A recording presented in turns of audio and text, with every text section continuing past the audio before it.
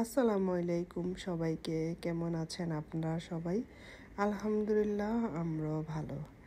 আজকে গিয়েছিলাম একটি ঝর্ণা দেখার জন্য।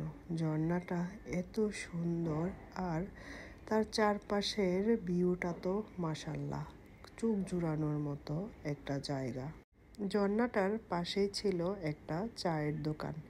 চা খেতে খেতে আর ঝর্ণাটার দিকে তাকাতে যে কি পরিমাণ ভালো লাগছিল বলে বোঝাতে পারবো না। চারদিকে চা বাগান আর ঝর্ণা, মনে হয় এক অপরূপ সৌন্দর্য এই জায়গাটা। আর আকাশটাও এমনভাবে নীলচে একটা ভাব হয়ে আছে, যত দূর চোখ যায় নিজেকে মনে হয় যে হারিয়ে যাই। এত সুন্দর লাগে এই ঝর্ণাটা দেখতে, কি সুন্দর ঝর্ণার পানিগুলো, ঝর্ণাটা আর এই পাহাড়গুলো এত সুন্দর লাগে দেখতে। মাশাআল্লাহ, আল্লাহর অপরূপ সৌন্দর্য সৃষ্টি এই পৃথিবী। আমার তো এই জায়গা থেকে আসতেই মন চায় না।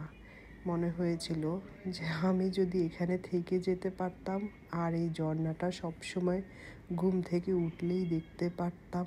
এত সুন্দর একটা জায়গা, নিরিবিলি একটি পরিবেশ, আর চারদিকের আবহাওয়াটাও খুব ঠান্ডা ঠান্ডা একটা আবহাওয়া, খুবই সুন্দর মনোরম একটি পরিবেশ।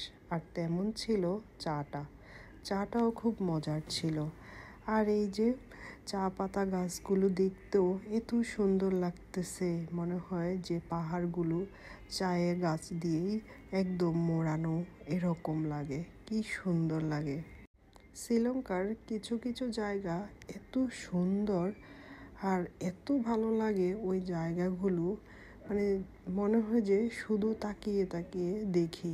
এত সুন্দর পরিবেশ, ওইখান থেকে মনে হয় যে আর না আসি, এই সুন্দর পরিবেশের সাথে হারিয়ে যাই এমন মনে হয়।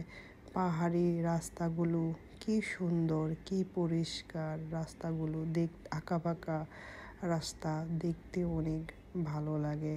আর যত দূর চোখ যায় শুধু চা বাগান আর চা বাগান।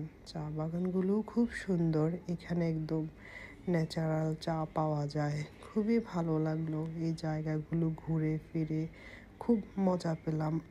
আর পাহাড়ের চূড়ায় চূড়ায় মানুষের ঘর বাড়ি সব কিছু খুব ভালো লাগলো। এখানকার মানুষের জীবন মান দেখে যে অনেক সুন্দর পরিবেশ, কি যত দূর চোখ যায় মনে হয় যে শুধু তাকিয়েই থাকি এমন।